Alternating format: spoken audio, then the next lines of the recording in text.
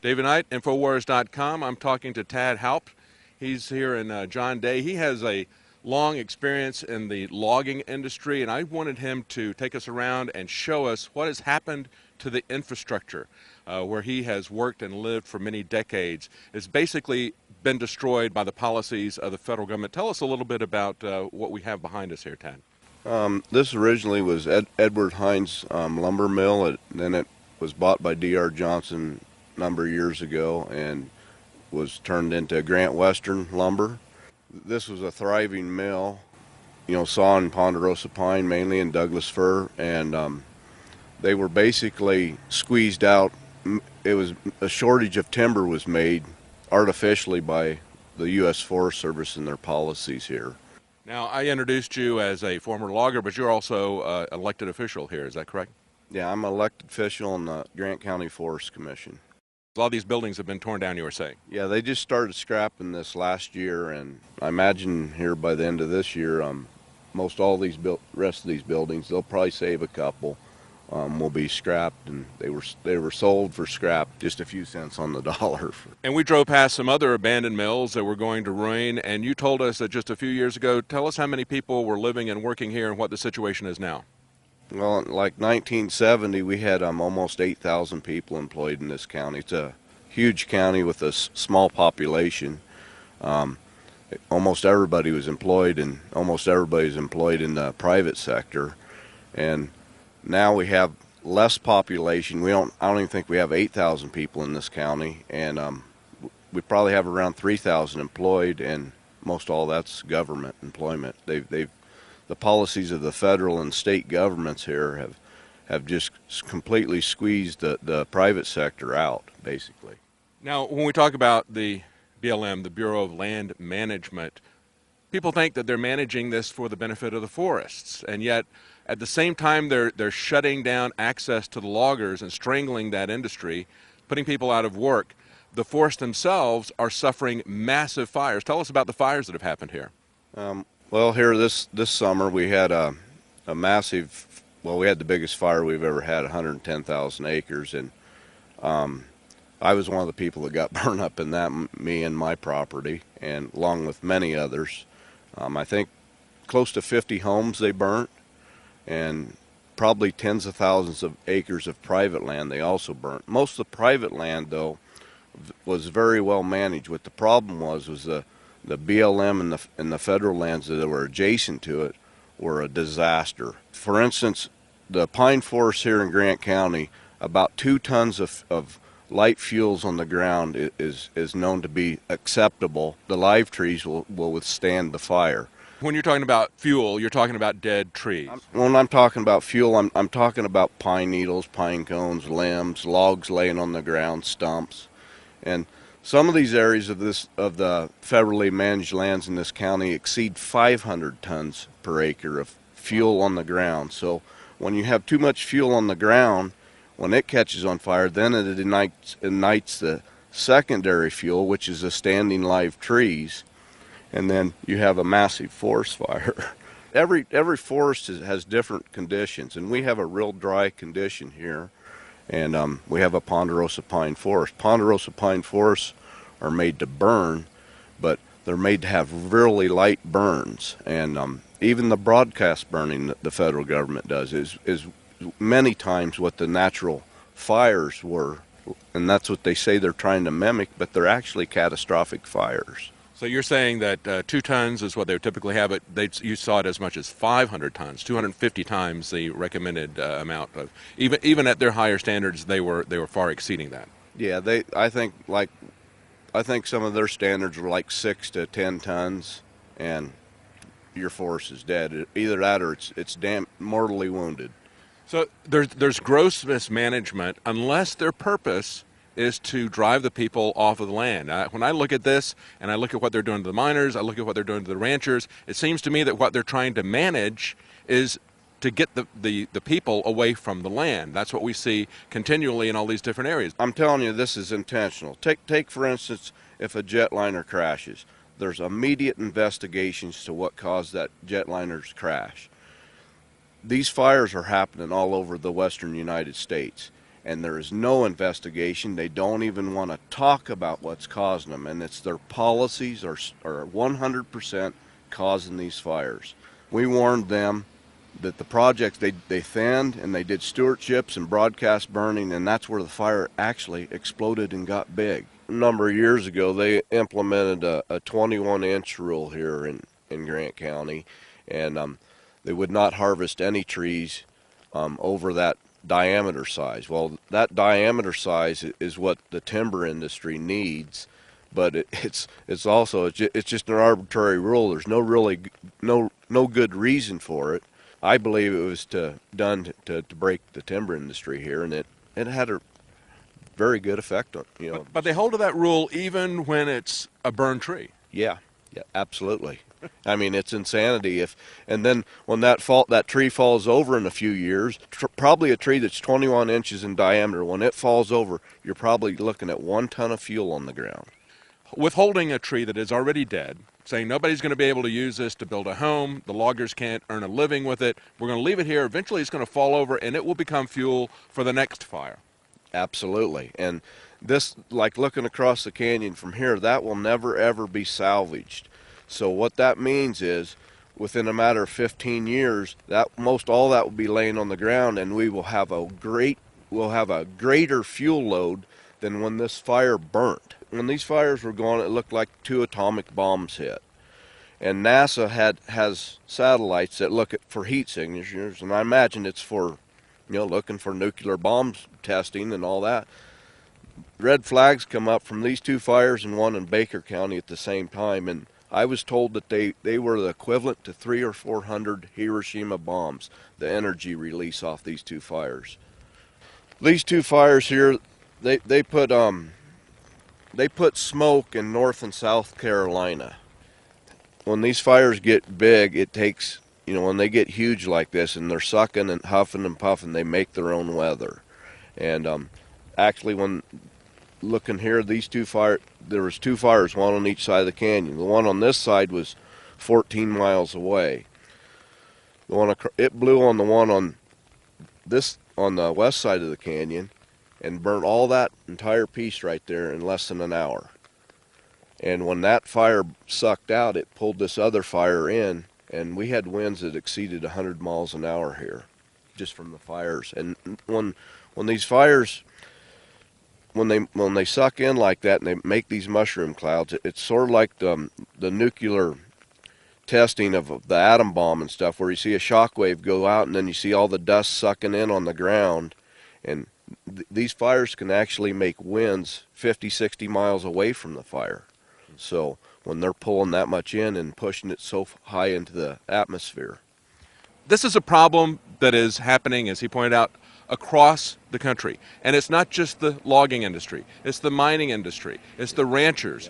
And people who who live in the cities, who think that they want the government to maintain these areas, this is an issue of mismanagement, of bad stewardship. What they're doing is even locking recreational use of these parks that you want to have available. They're locking that out. They want to take everything. They want to have zero use for the public. This is not public lands. These lands could be managed by the local communities. They could be managed much better by the people who live here, who have a vested interest. Just like a person who is a rancher isn't going to abuse his animals. That's his livelihood. So these people who live here, this is a beautiful heritage that they've had here, living here for generations. It's their livelihood. They have to live here. They don't want to mismanage this area. So that's what everybody's concerned about. Thank you so much. I'm sorry about what's happened here. Yeah. Thank you. David Knight for Infowars.com.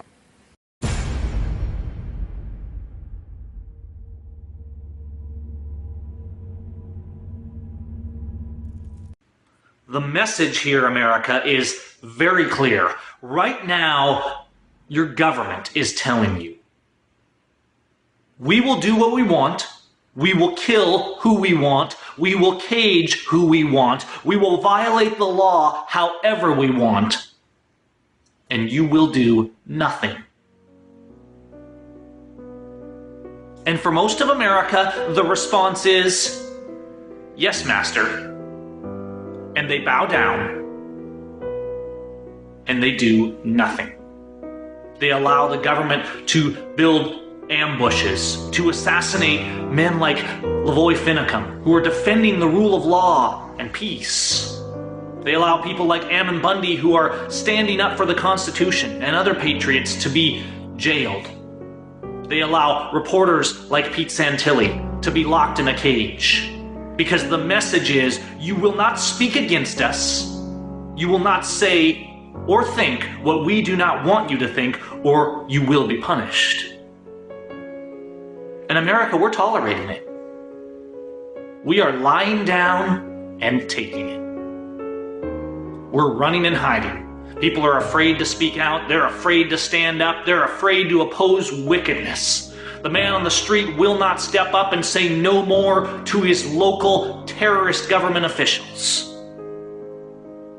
The communities and the states and the legislators won't stand up and uphold and defend the constitutions and say no to the bureaucratic terrorism from our federal government.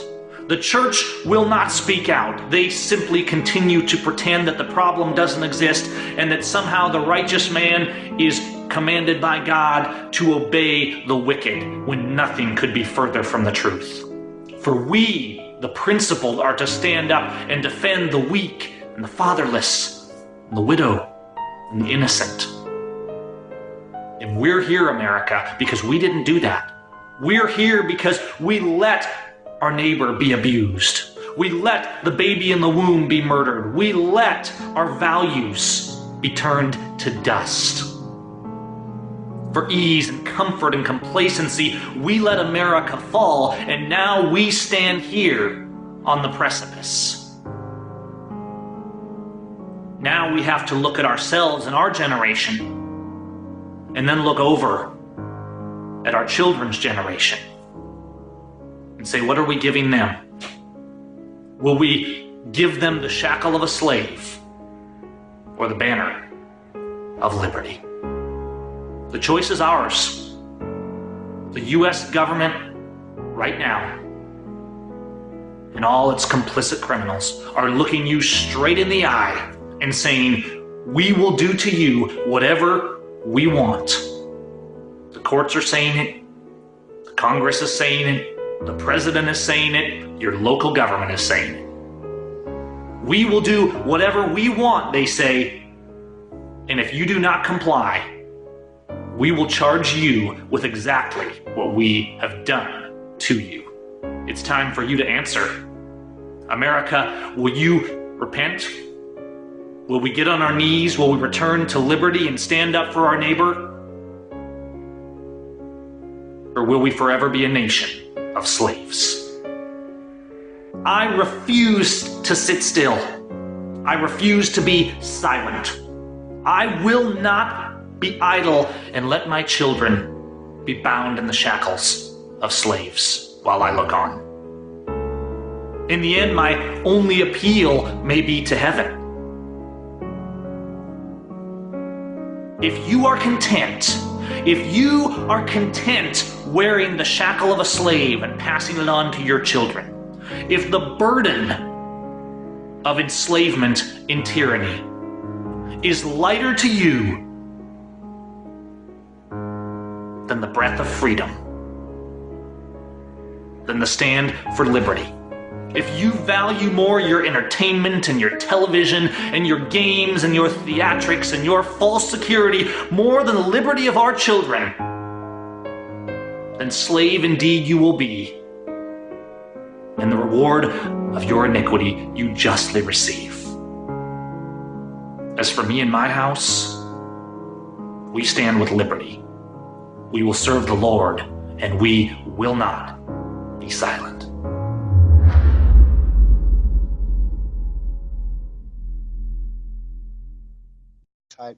But I'm very much for the tribes.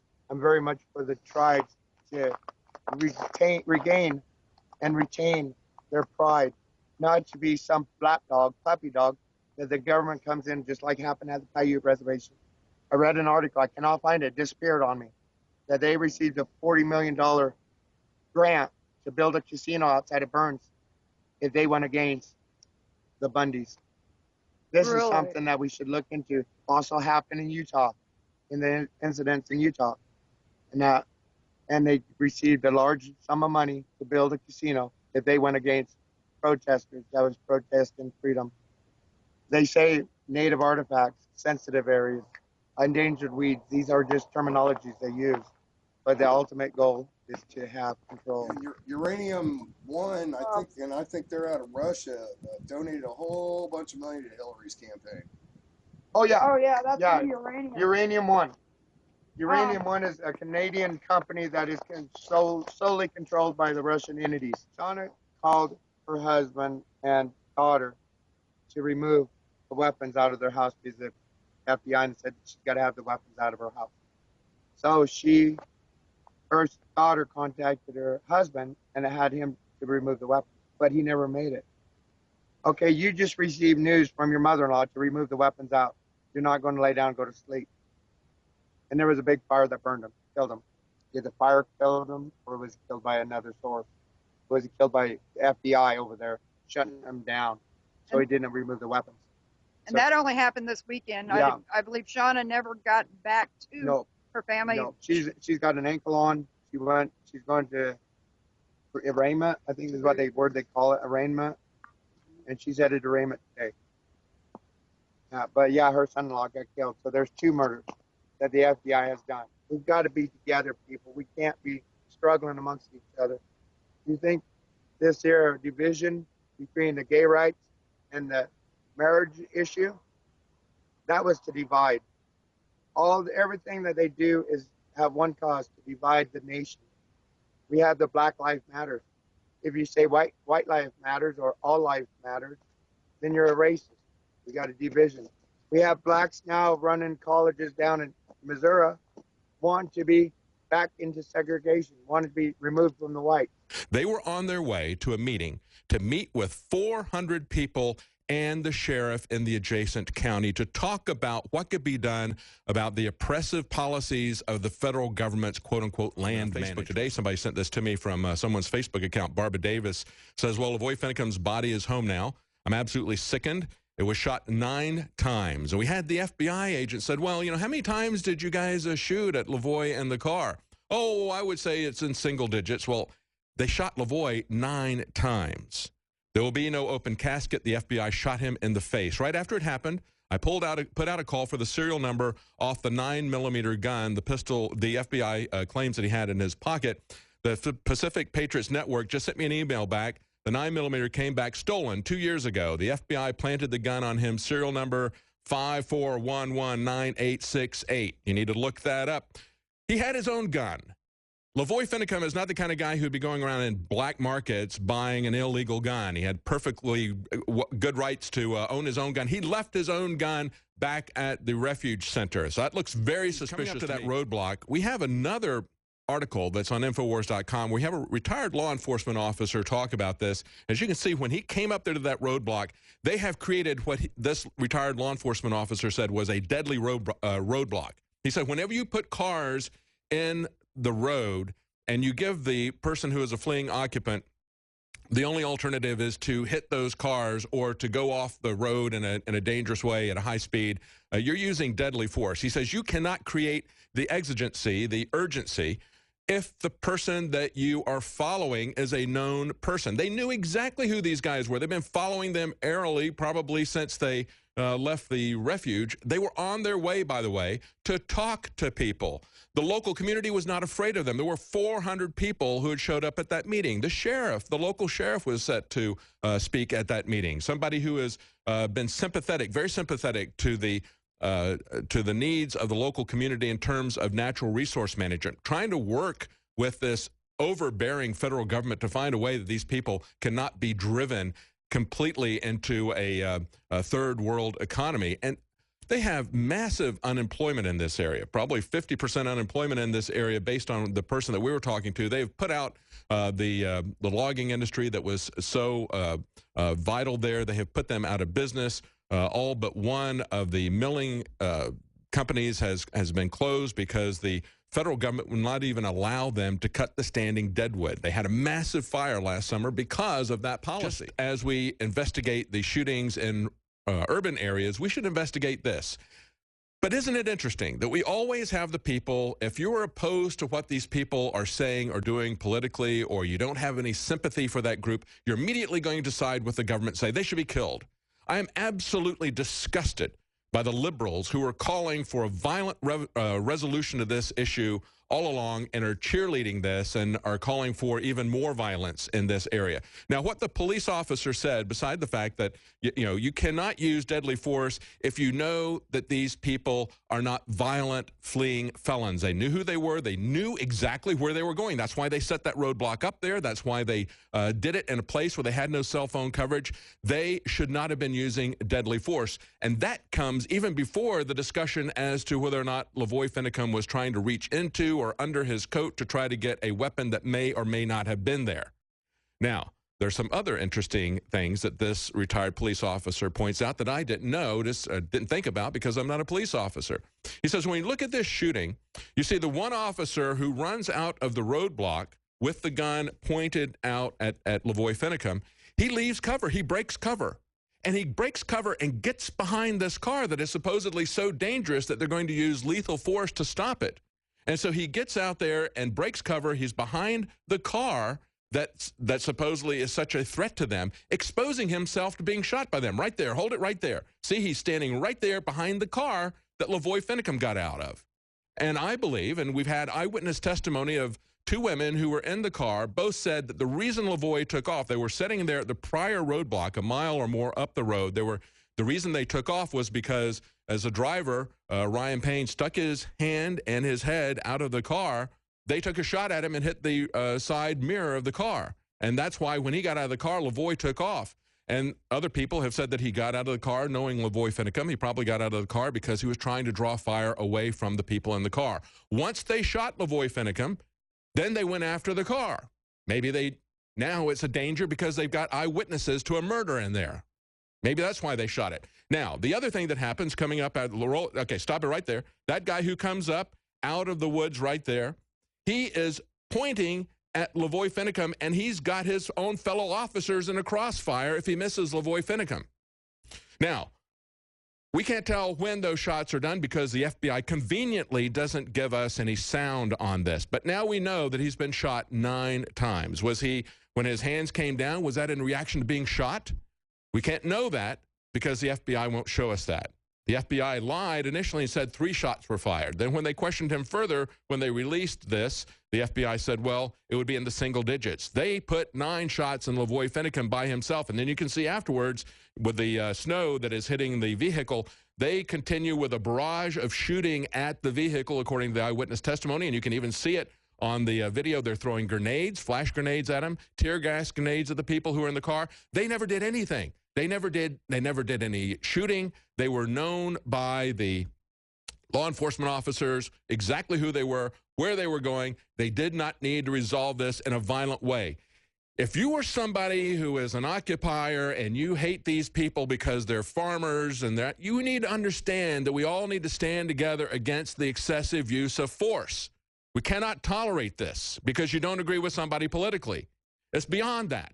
They were not violent. The only people who used violence were the government. They were protesters. They have a constitutional right to peaceful assembly. It should never have been resolved this way. I think it would have been far better if instead of taking over that wildlife refuge, they should never have done that. They should have gone around and held these meetings without having taken over that refuge. But that's when they became really dangerous to Governor Kate Brown. That's what they were really concerned about. Let me tell you, when they go to a neighboring county where the sheriff is sympathetic to the use of natural resources and deputizes some citizens to have a natural resource committee to try to work with the federal government to try to keep these people on the land, and that gets shut down by a judge.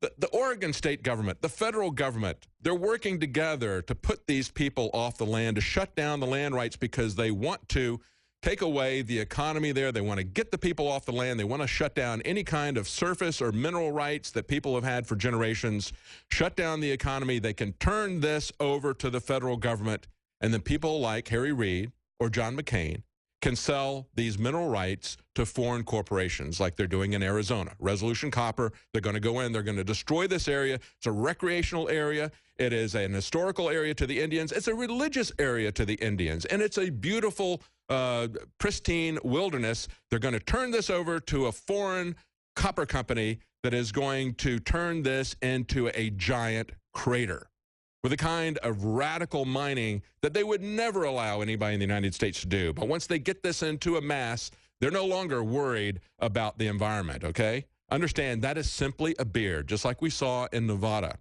So that's what you need to be concerned about. There's so many multiple levels here in this story. We could just camp out on this one story forever, but we can't. There are other things that are happening to us and around us, and we need to cover the big picture. But you need to take a look at this. Do not let this murder go unanswered, uninvestigated. They won't show the car. We can't see how many bullets there are in the car. They've held this car from people. So they are not playing openly with the American people.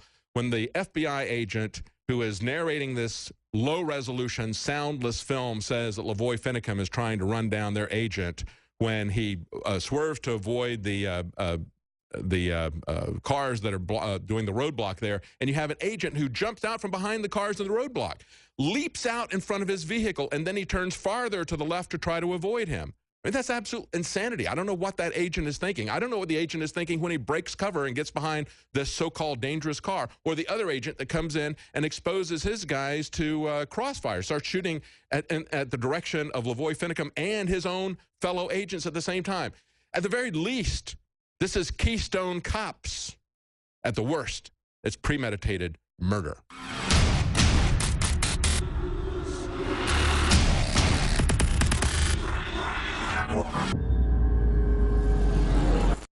To miss the roadblock and he ran into the snowbank.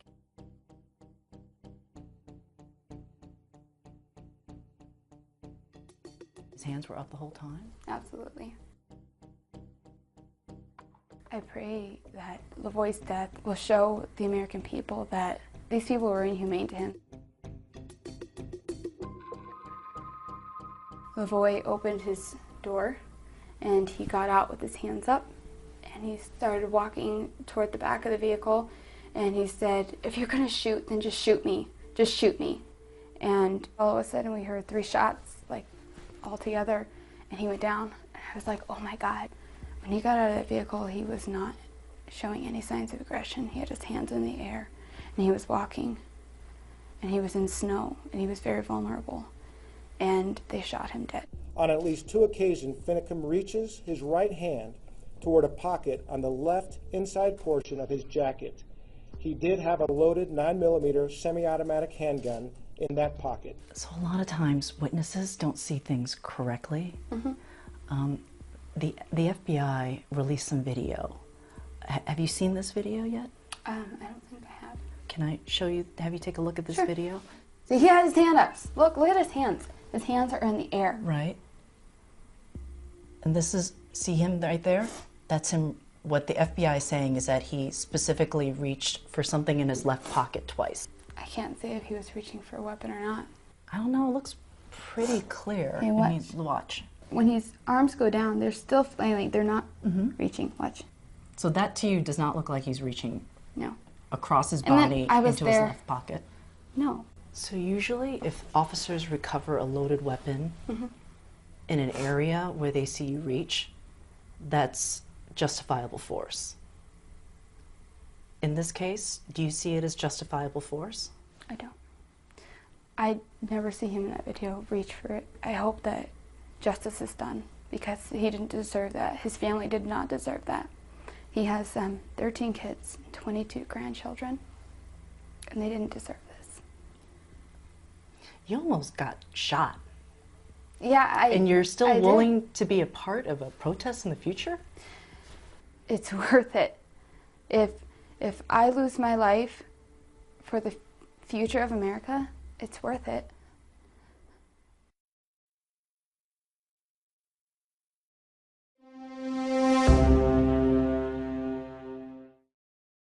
That'll come out in the shooting investigation. Were any other weapons discharged? Go ahead. two quick questions. Number one, is there any other video of this? And number two, can you give us an idea how hopeful you are that this situation is about to end at the refuge? There was another aircraft in the air.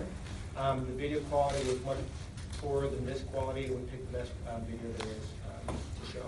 What was the second question? The second question, the situation up there, I know you're limited in what you can say.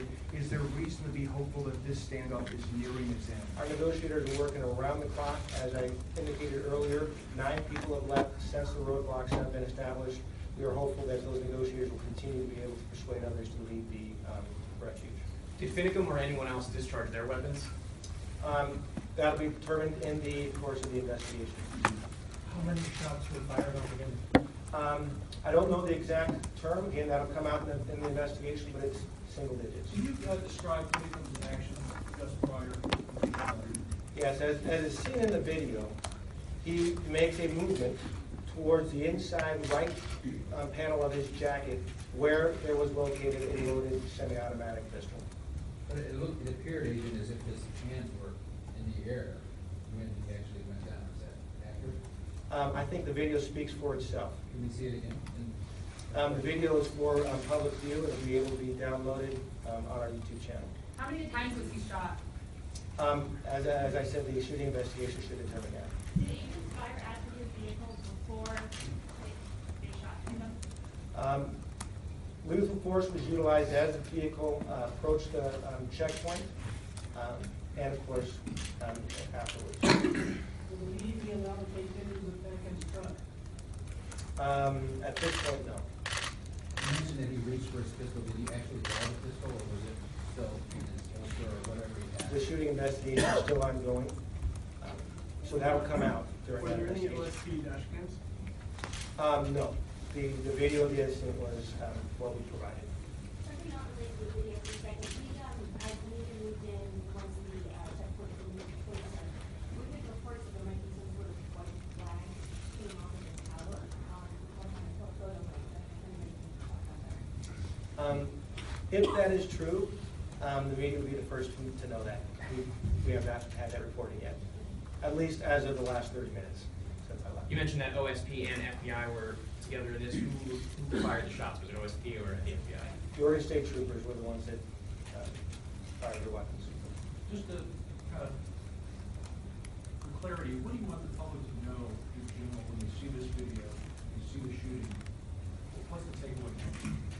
Takeaway from it for me and for the rest of those who were involved in this operation during the last 3 weeks is first, that we did everything we could to bring this situation to a peaceful resolution.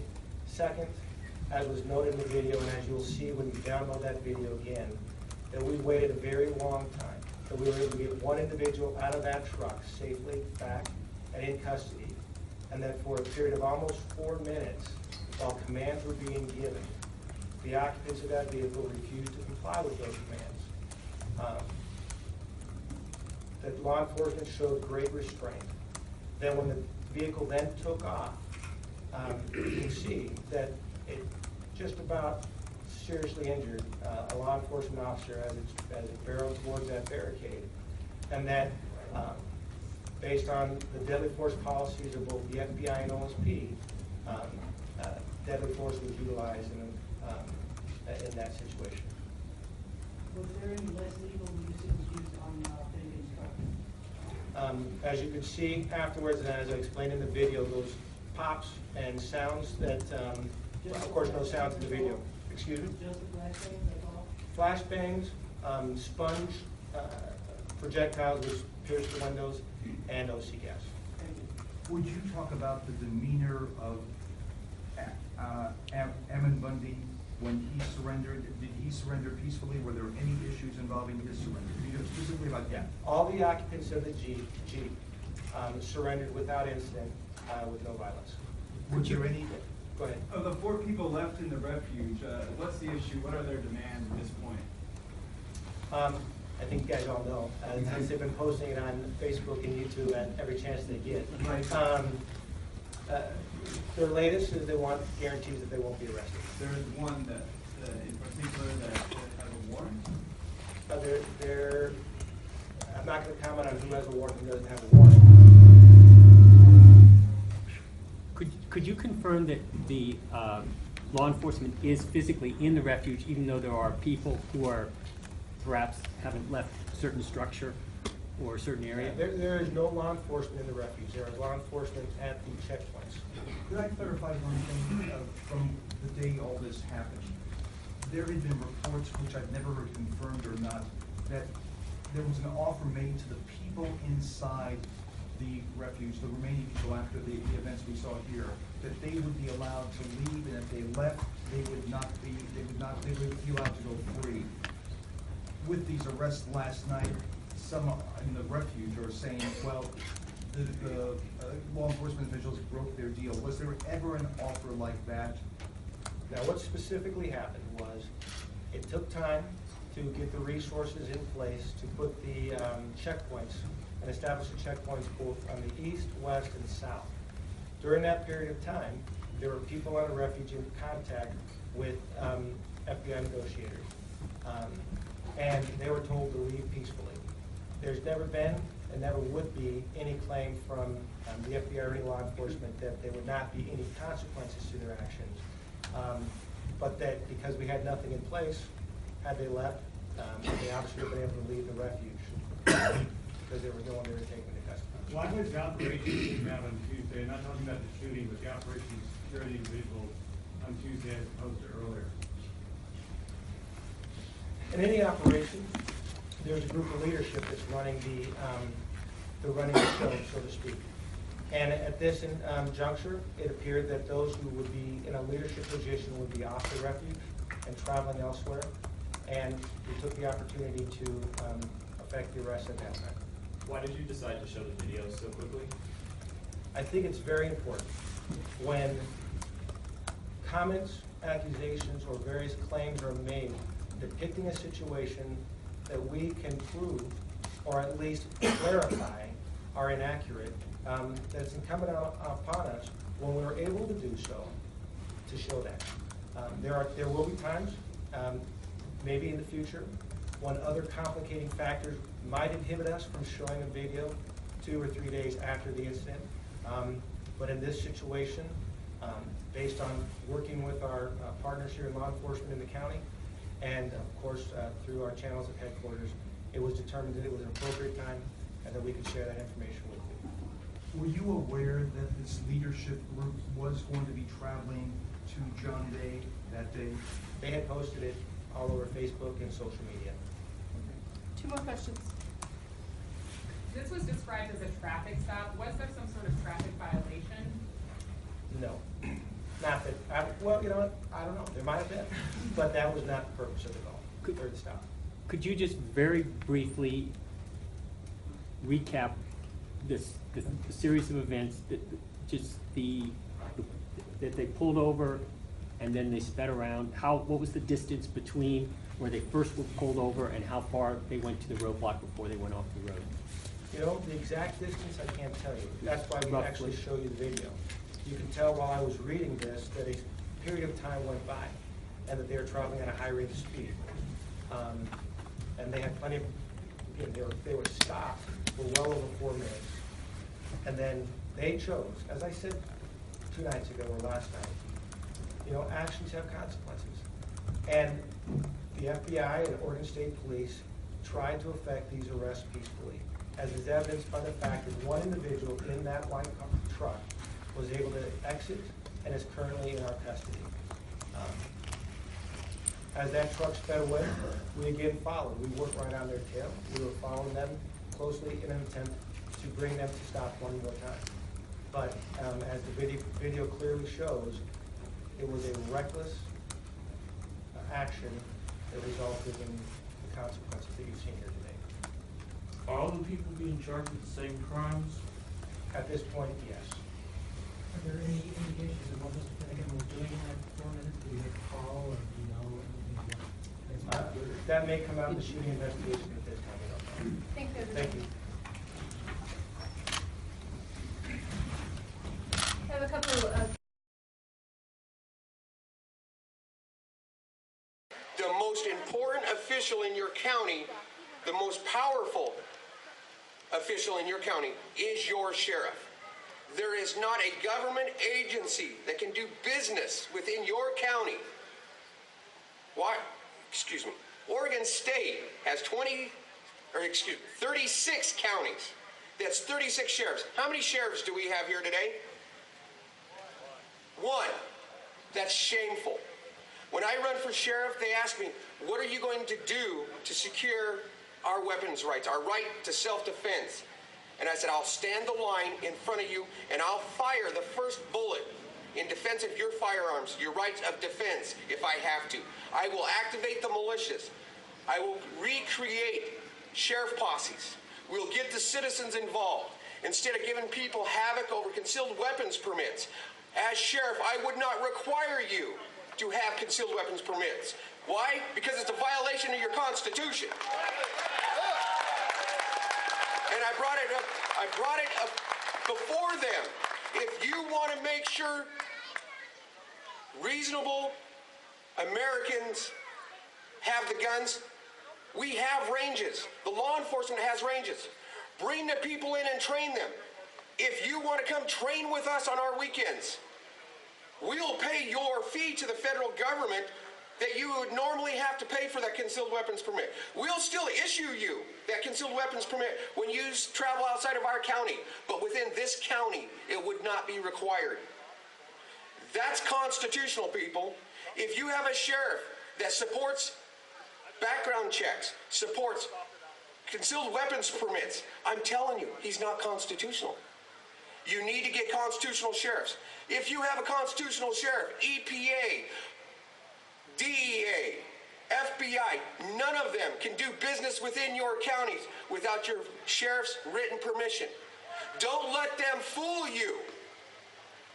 If they're doing business within the county, it's at the blessing of your sheriff. He has the authority to stop it. He does not have to let them abuse you. The IRS does not even have the authority to seize your home without a trial, without the blessing of your sheriff. That is a constitutional sheriff, people. That's where we need to go from here. At no time should we ever have to wonder if we can pack our birthright for self-defense anywhere we go. It's a proven fact. Have you ever seen somebody shot at one of these? Have you ever seen anybody injured with a firearm at one of these? This is the safest place in Oregon today. I guarantee you it. December 13th in Olympia, we worked with our state patrol. But let's back up a little bit. When we told them we were coming, and we were coming armed, and people, we came locked and loaded. We played no games. We told them we were coming. We were going to be peaceful, but we were not going to be moved. They locked us out of our capital. They put up barricades. When we met them at the barricades, we told them, you've got two choices. Move the barricades now, or wait until the people get here, and we're going to move them. This is our capital. It's our property, and we're going to take it. We did. They moved the barricades, and they let us in. They give us no more grief. We went back. Your fathers, your forefathers secured your rights and your freedoms. It's your job to secure the freedoms and the rights of your children and your grandchildren. It's not your rights you're squandering. They've already been earned for you. You do not have the right to give them away. It's your children's rights you're fighting for. And if you can't see that now, your children are going to look upon you in the future and going to ask you why you did nothing to secure something that you were given, that was already earned for you. That to secure these rights, governments are instituted among men, deriving their just powers from the consent of the governed, and whenever any form of government becomes destructive of these ends, it is the right of the people, it is their duty to alter or abolish it, and to institute new government, laying its foundation on such principles and organizing its powers in such form as to them shall seem most likely to affect their safety and happiness. Okay, from a Hospital Insider, number without a name. So I don't want to take it with a grain of salt like we all did last time, but so we're going to share this. It could be a pattern that we've already seen prior to LaVoy's death. It states, I wanted to let you know I work at the hospital in Burns. We have not seen the FBI doctors since LaVoy got murdered, but they came back last night. There was 7 of them. They were doing inventory of the OR and everything. They were doing all the same things they did when the ambush happened. So I'm thinking they are getting ready to go get the people at the refuge. So we're just sharing that with you all in case this fits a pattern that we've already seen just days prior to the ambush, the arrest, and then the killing of LaVoy Finicum. What is the very best thing that we can do at this point as the United States people? The United States people, they can come out and support us and get the feds off our butts. That's what they can do. And I want them to do that. Honestly, we're gonna need power in numbers. They're gonna have a lot of people. They're gonna have a lot of guns. We're gonna be outgunned, but we need the people. Lots of cameras, lots of live streams. If they want to turn it into another Tiananmen Square, then they can. But there's gonna be consequences. So I doubt that I know that they're smart enough not to do that. But right now, we just need the American people to rise up in numbers and boot these people out of here. But they're not gonna come on armed, David. They're gonna come on. I understand. If they come armed, that's good. But tell them, guns unchambered. You can chamber them if something happens, but don't keep them chambered. We don't need any accidents. You got enough people. You don't need them chambered. Okay. Now, the other night on your interview, you got a call from Texas, from the militia out there, and they said they wanted to come and extract you, and you said you didn't want to be extracted. Have you changed your mind? Well, I don't think we should be extracted. I think we should hold up the fort. This is a good place to make a headquarters. And I think from here we can conduct many operations and get a lot of things done. So I think we just need people. We need support. Our cell phone's about to be cut off completely right now. They said one of their FBI guys put a cell phone, one of the FBI cell phones in a car up here that I picked up. So I got the little box. And we unwrapping it, and there's going to be a cell phone inside with a charger, and they're going to cut off all our personal cell phones off soon. And they're bringing in ranchers. They're bringing in ranchers to do some irrigation, and they're going to bring the FBI with them that have basically as their bodyguards. And so we're kind of worried that they're going to try some psyops then, with these ranchers or whatnot. But they're promising us that the FBI agents are just there as bodyguards for the ranchers, and then they're going to leave as soon as the ranchers are done doing their irrigation. Oh boy. So then the FBI is going to leave? Yeah, they're going to leave with the ranchers. They're just acting as bodyguards is what they're saying. Okay, and so they're really not going to pay any attention to you anymore? Don't know what they're planning, but the FBI always does shady things like that, so we don't know if they're really just going to let the ranchers do their thing, which I'm hoping that's what the case is, and then they're going to leave as soon as they're done. Puzzles me is because everything out here is frozen. So the irrigation, I don't see how I don't understand. This is way too early for that. That ain't going to happen. I think they're double crossing us, so we need to get that out there. And so follow the truth. Follow the documents that lead to the oppression. That will show you the names of who did you wrong in your county, who did your neighbors wrong in your county. Stop with the conjecture and the speculation. The truth is in black and white, in 600 pages plus documents that have been released. The truth is in them. Study them for yourselves. And that is the Hammonds case that was already released on the morning of January 26th. And then later that day, we lost a true American patriot, LaVoy Finicum. Congressman Earl Blumenauer on Wednesday introduced a bill that would prevent taxpayers from paying the high cost of this Oregon refuge occupation and place the burden on the armed group of protesters. They're saying that the cost to the state and local law enforcement is estimated about $100,000 per week. Well, that's a far cry from what Steve Grasty was saying per day, wasn't he? I can't remember exactly how much he was saying, but it seems like it was a lot more than $100,000 a week from what he was talking about. The bill would allow the U.S. Department of Justice to quickly reimburse law enforcement for the cost and then allow the U.S. Attorney General to bring civil suit against the occupiers to recover the government's cost. So wait a minute. Let me get this straight. You put them in prison and you can fine them, right? Okay, now you want to create a bill to actually make them pay. So tell me, sir, when are you going to create a bill that's going to force district attorneys and the cities and the counties and the state to reimburse people for their lawyers' cost when their charges are brought against them and it turns out that the charges are erroneous? You're never going to reimburse them for their attorney's fees that they sought, right? Let me read this most important part. We are in fear for our lives and property as a result of commercial mercenaries operating under color of law, calling themselves FBI agents. These men are pretending to represent the lawful government of the United States while engaging in criminal racketeering and murder upon our shores. This is very short. These men are employed by the French banking cartel known as the International Monetary Fund, which is an agency of the United Nations. They are provoking acts of war upon our soil when they and their corporation no longer have any natural right to be here. Their contract to provide governmental services here is over. We require the immediate assistance of the combined American military and civilian police forces to first identify and then remove these undeclared foreign agents from Harney County no later than Tuesday, February 2nd,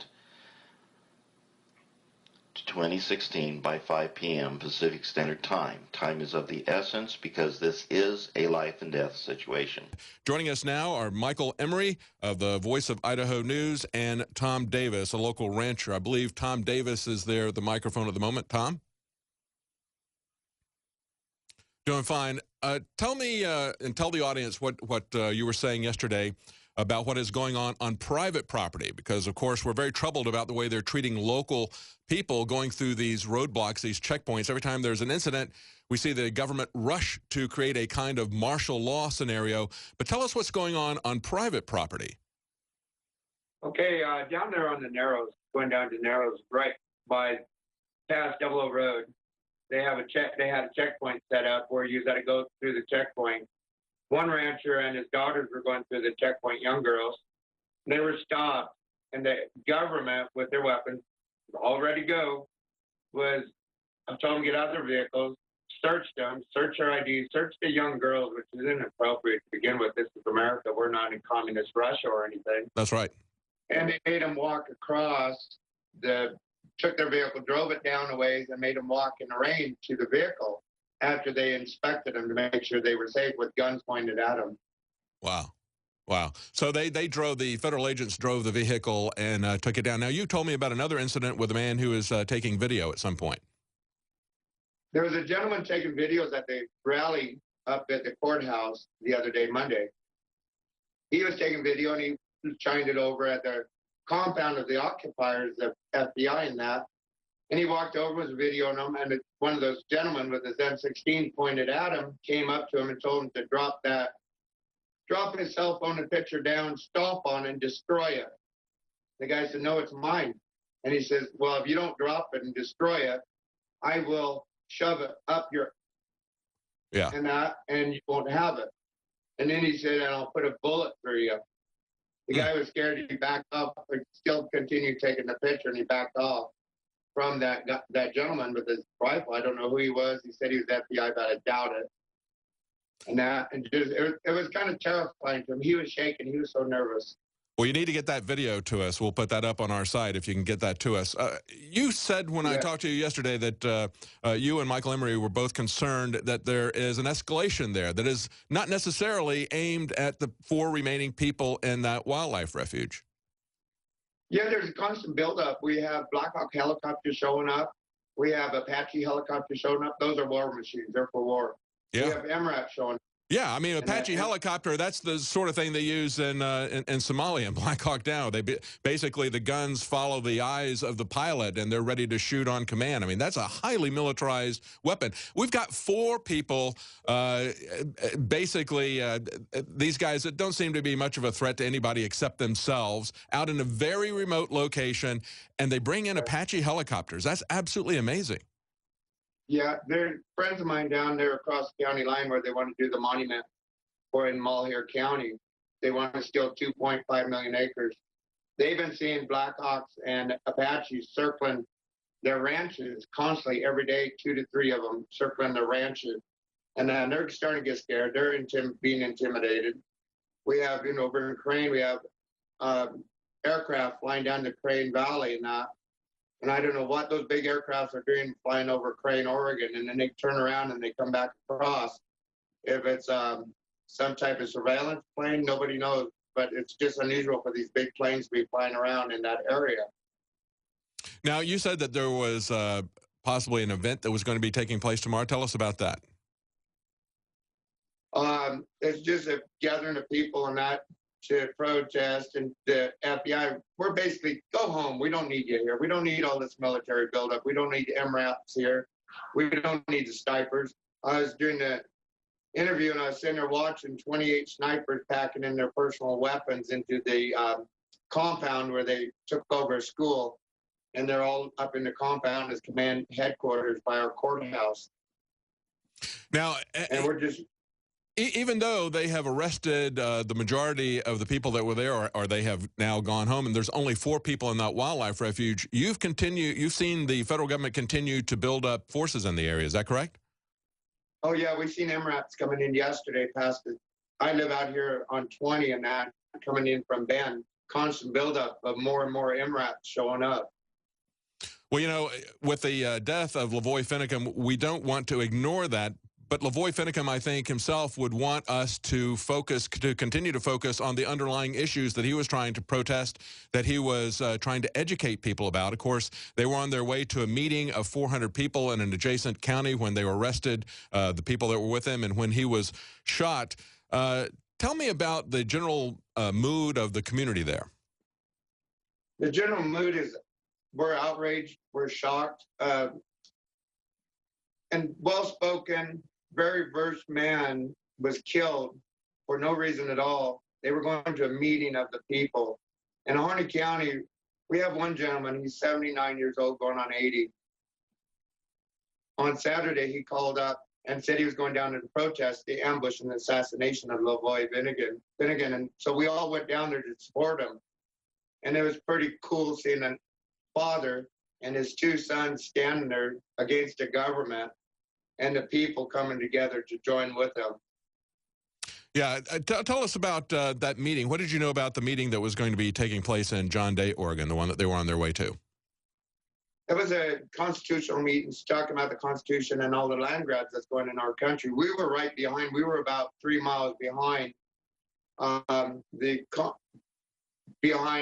Ammon and behind LaVoy. When they were headed up there, we got turned around at the junction by FBI, state police, and Harney County Sheriff's Office, all packing heavily armed weapons that you wouldn't use in a civil matter. This was a military buildup.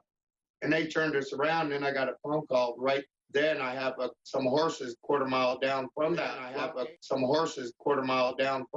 Blockade. And I had an older horse. He was old. He lived a good life.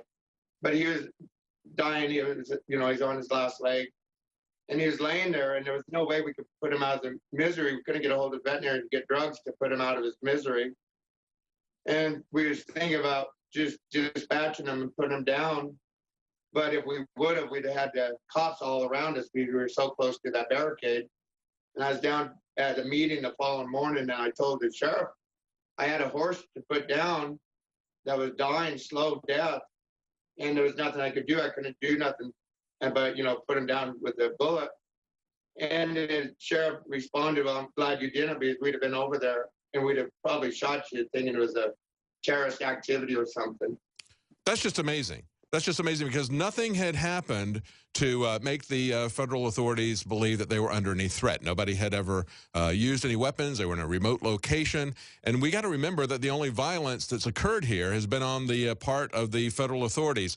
But talk to me about the Hammonds. You know the Hammonds in the area, and that's really what was the touch point that set this all off, the fact that the BLM and the Forestry Services would send them to jail as arsonists and terrorists when they lit a backfire that burned only 139 acres to protect their own property, when there were forest fires that year that were over 3 million acres burned in Oregon, and the BLM itself had used backfires as a tool of fire control, destroying private property. And yet they take these two individuals and label them as arsonists and terrorists so they can get a mandatory minimum of 5 years. The judge said it offended his sensibilities. Tell us about the Hammonds and what you know about that. Dwight and Susie, they're good people. They're good friends of mine. Back in the 90s, when this all really started kicking off, the Dwights had a piece of land. They filed for the water rights on all their land. The federal government, through the refuge, went down and convinced the Oregon state government that wildlife has priority over the water compared to anybody else, compared to your livestock and your ranches and that. So the government, the state of Oregon, being a liberal state, gave the refuge permission water rights, and they started fencing off the water holes so the cows couldn't water. And then they started blocking roads. That Hammond, they had a small piece of BLM between their privates. To get to their private land, they started fencing off the roads with gates and with barricades to keep the Hammonds from checking on their cows, to feed their cows and take care of their cows and water their cows. They put a fence around the water hole. The Hammonds wanted to remove that fence, and that started, the sheriff went down there and started harassing them, Sheriff Dave Blair. And it just kept escalating. The more the government wanted that place, the more they started harassing them.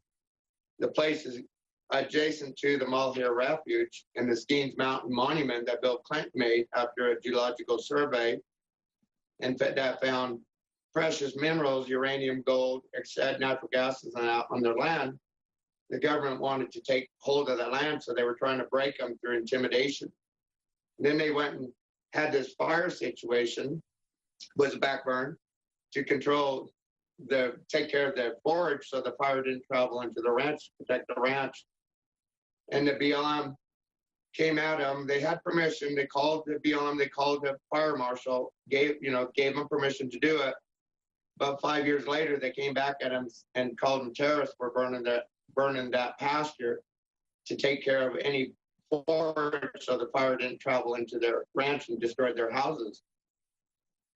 What do you think is what do you think is the final objective of the BLM? Because we've seen this type of thing happen before. We've seen testimony that was put up. We put it up on our site of a land officer that's with the Park Services, retiring and moving from one location. Actually, she wasn't retiring out of the service. She was just retiring from one location, moving to another, talking about how the BLM, the land people, said, we're the bad guys. We're the ones who take people's property. We always pay what far less than it's worth, talking about how they had taken something that was appraised for over $40 million from a couple of miners who had been in World War II. They were elderly miners. They got it for just $2.5 million instead of the $40 million that it was appraised at, bragging about the over 100,000 acres that this one individual had taken, and they labeled her the acquisition queen. What is their end game with this, you believe? Their end game is to control the land. As they told the Hammonds, if they sign over the rights of their ranch, basically give it to the government, they would not be persecuted. Right there is a big red flag. Yeah. You want that ranch so bad that you're going to persecute these guys and send them into bankruptcy and then steal the land with first right of refusal that they forced the Hammonds to sign. But yet you offer them this deal. You sign over the ranch, we won't persecute. That shows how much of a scam this whole thing was. And I talked to a logger down in John Day. His name is Tad Haupt, and he was talking about how they have pushed the logging industry essentially into bankruptcy. Very few people there in that town have jobs anymore unless they work for the state or federal government. They put regulations in there that have not only restricted the loggers, but at the same time have increased exponentially the fire danger. They allow so much deadwood to be there, they won't even allow the loggers to take the deadwood out for the preservation of the forest. And they could preserve the forest, they could allow people to earn a living as they have in the past. That was what was good management about the area. It was a win-win situation all the way around. But it seems like the federal government would rather burn the forest down so they can burn out these people who are making a living out of that area. People who are using it even for recreational use are not going to have the use of these forests if the BLM allows them to burn down. Yes, well, I can point you right up here in Lemon Lake where I was running cows. A fire came through in 2007. It was a big fire, burned 187,000 acres at the complex. In that fire, after they were done, the government paid contractors to build fence. The fence cost us $21,000 per fence per mile to remove the old fence and put in new fence. But at the same time, the BLM wanted to take the trees back from those fences that we paid that much money for on 90 miles of fence, move trees back a tree and a half. So we didn't have old burnt trees falling on the fence. Well, the Oregon Natural Desert Association, whatever they call themselves, and Sierra Club sued them, and they couldn't cut back the trees. And then they wanted to clear up the lumber, and then sued them again, and they couldn't take only 150 feet off the roads, the lumber, which left a lot of lumber sitting up there, big pumpkin trees, big trees, laying up there burnt. That's falling across the fence they just put up the following year. We was repairing fences like crazy from damaged trees coming across. Wow. And they left all those trees up there to be, as I say, fuel for the next fire. The next fire we get up in that country, Burns is probably going to go because that fire always travels towards Burns. Burns will probably go because it's going to be such a buildup of fuel up there. Dead trees. That is amazing. Riding horses, pushing cows, you're afraid of trees falling over you as you're going through there from the wind damage and that. Yeah.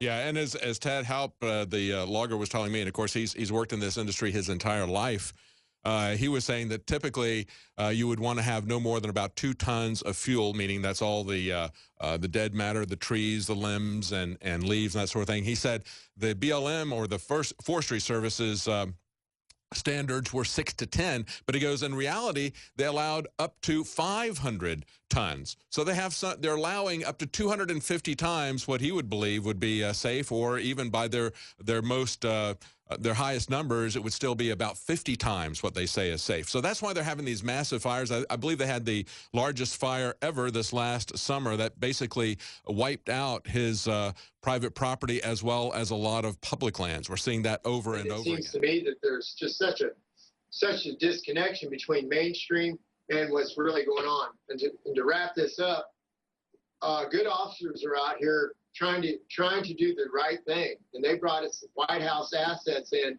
to stop but the Bundys with evidence that was going to the Grant County Sheriff to take over this case. That's what this is all about. See, the redress of grievance was what this is all about. And within that redress of grievance, it had prosecuting attorneys and stuff that would go to jail.